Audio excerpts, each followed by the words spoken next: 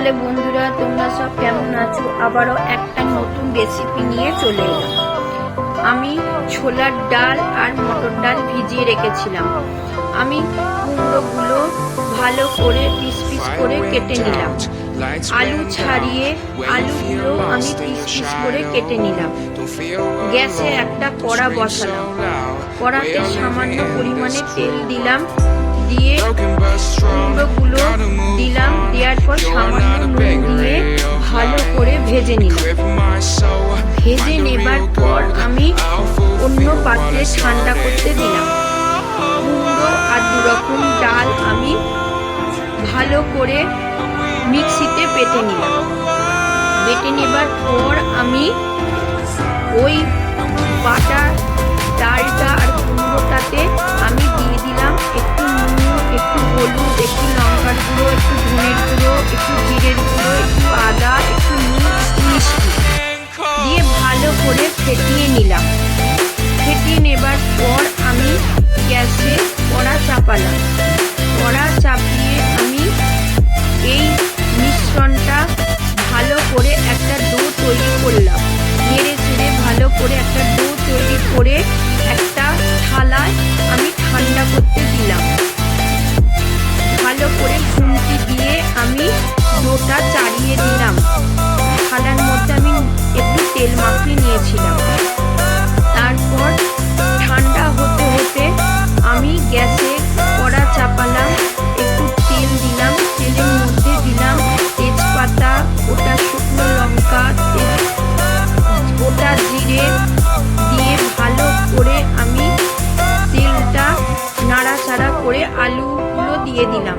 দেওয়ার পর আলুটা একটু ভেজে নিলাম। ভেজে নেবার পর আমি ওতে দিলাম একটু নুন, একটু হলুদ, একটু জিরের গুঁড়ো, একটু ধনের গুঁড়ো, একটু নুন, একটু মিষ্টি। ভালো করে আমি মশলাটা কষিয়ে নিয়ে অল্প পরিমাণে জল দিয়ে দিলাম যাতে আলুটা সেদ্ধ হয়। সেদ্ধ হতে হতে আমি ধোকাগুলো পিস করলাম। ওই পিস করা ধোকাটা আমি ভালো করে আবার অন্য কড়ায় ভেজে নিলাম। ভেজে নেবার পর আমি ওই ধোকাগুলো তরকারির মধ্যে দিয়ে দিলাম। আমি ধোকাগুলো দিয়ে ফোটাইনি, তার কারণ হচ্ছে ধোকাগুলো যদি গলে যায় সেই জন্য আমি ফোটালাম না। তোমরা এই কুমড়োর ধোকা কারা কারা খেয়েছো আমাকে একটু কমেন্ট সেকশানে জানিও।